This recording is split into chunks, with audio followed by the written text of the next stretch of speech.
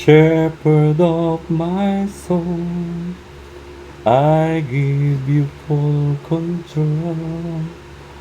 Wherever you may lead, I will follow. I have made a choice to listen to your voice. Wherever you may lead, I will go. Be it in a quiet pasture or by a gentle stream, the shepherd of my soul is by my side. Should I face a mighty mountain or a valley dark and deep, the shepherd of my soul will be my guide. Father God, marami pong salamat sa gabing ito. Tunay na ikaw yung pastol ng aming pong buhay. At kapag ikaw yung nangangalaga sa amin, wala na kaming hahanapin pa. Wala na kaming kakulangan pa.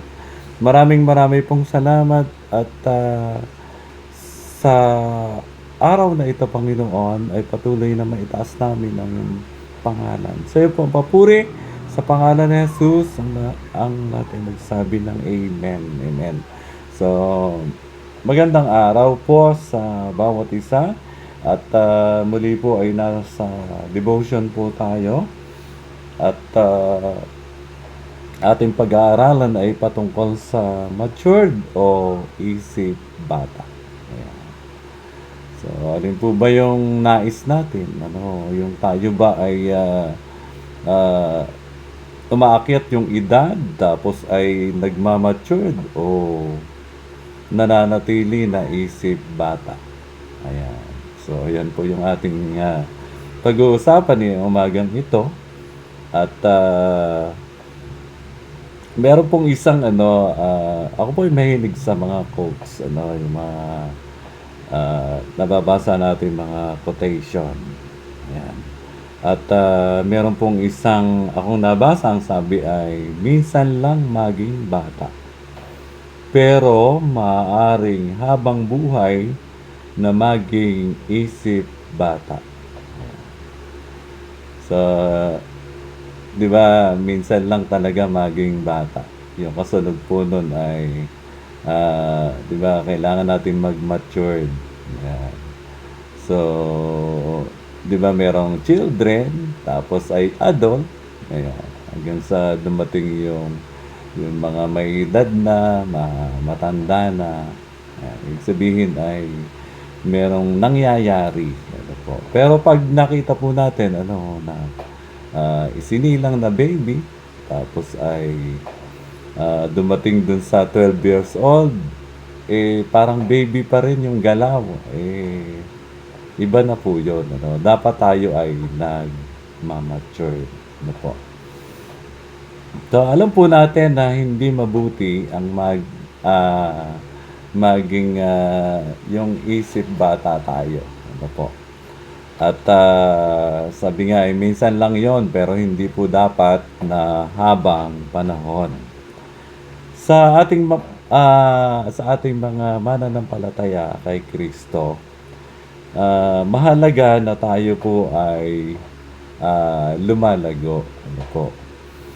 May isang pangyayari sa buhay ni Apostol Pablo, po, na meron po siyang sinabi doon po sa 1 Corinthians chapter 3. Tingnan po natin yung nakasulat. Sa 3 verse 1, ganito po nakasulat, mga kapatid, hindi ko kayo makausap tulad ng ginagawa ko sa mga taong nagtataglay ng Espiritu. Ayan. So, ang kausap po niya dito ay sa mga taga-Korinto, ito'y sulat. So, kailangan kausapin ko kayo bilang mga taong namumuhay ayon sa laman, mga sanggol pa sa pananampalataya kay Kristo. Binigyan ko kayo ng gatas, hindi matigas na pagkain, sapagkat ito'y hindi pa ninyo kaya. at hindi pa ninyo kaya hanggang ngayon, sapagkat nananaig pa sa inyo ang laman. So, nananaig pa daw yung makamundong pagnanasa, ano po, yung laman. Yan. Sabihin, yung mga dati nilang mga ugali o yung pagnanasa ay hindi pa po natatanggal sa kanilang buhay. Yan. Mayroon pa kayong inggitan at alitan. At iya'y nagpapakilalang makasanlibutan pa kayo at namumuhay ayon sa laman. So, dito makikita po natin, napapansin ni Apostol Pablo, ano, yung mga Kristiyano doon po sa Corinto, na sila hanggang ngayon ay baby Christian pa rin. Ano, ayan.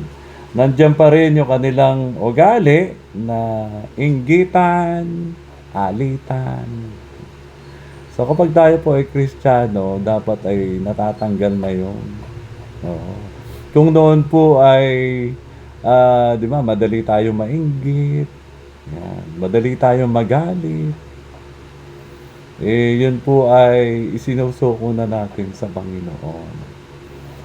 Sabi nga yung isang verse, ano po, if you are in Christ, you are new creation. Bagong nilalang ka. Ibig sabihin, may ginagawa ang Diyos na pagbabago sa iyong buhay.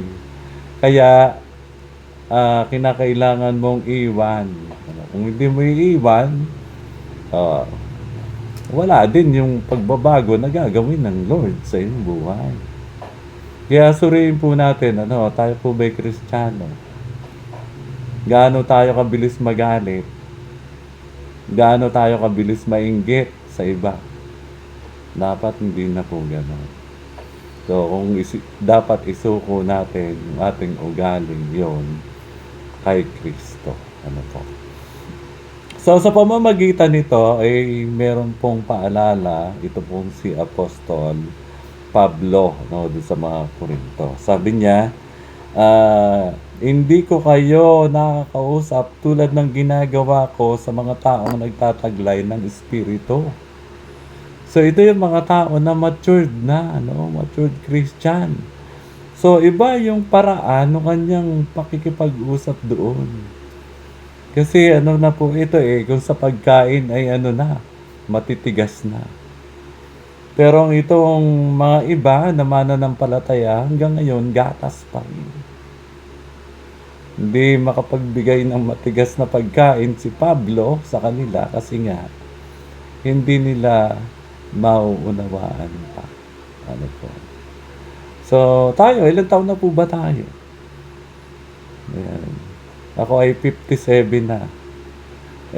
Isipin po nyo, ano, kung ako ay dumedede sa malaking tsupon o bote, 57 na ako, araw-araw, ganun po yung aking ginagawa para ako'y makakain. Matured po ba ako o hindi? Hindi. So, tayo po ba ay Christian lang sa pangalan o committed Christian? Pagkaiba po kasi yun So, dapat mga kapatid ay hindi na tayo gano'n. Nainggit. Dali magalit. Hindi naman po binagbabawal yung magalit. Hindi naman. Pero ang sabi ng Lord ay sa isang verse, sabi doon ay huwag lubugan ng araw. Patagalin. Yan. Pwede ka naman magalit. Mali yung ginagawa ng anak mo. Pwede naman yun, pagalitan. Pero hanggang dun lang, wag tuloy-tuloy. Wag ganun. Ayan. So, pinapakita po sa atin dito, tayo ba ay baby pa? O matured na? Ang isang matured na Kristiyano, pag sinabihan po yan, hindi yan basta nagtatampo, nagdadamdam, yan. Hindi nagpapatawa, hindi po ganun yan. Matured di ba? Tingnan mo po, ano, yung doon sa mga tao, yung matured, iba ang kilos. Ano, ano. Pero kapag matitisurin, mga baby Christian po sila. Kaya, kapatid, ikaw, saan ka kabila? Matured o hanggang ngayon isip bata pa rin dun sa faith kay Jesus? So, dapat lumalago na tayo. Ah, may mga paraan para tayo po ay lumago. At napakahalaga po nung pananalangin. So, pagising natin ng umaga, pray agad, Lord, salamat po sa buhay na binigay mo. Lord, patuloy na bigyan mo akong kalakasan, bigyan mo akong maturity, mag-matured ako. Paguhin mo po ako.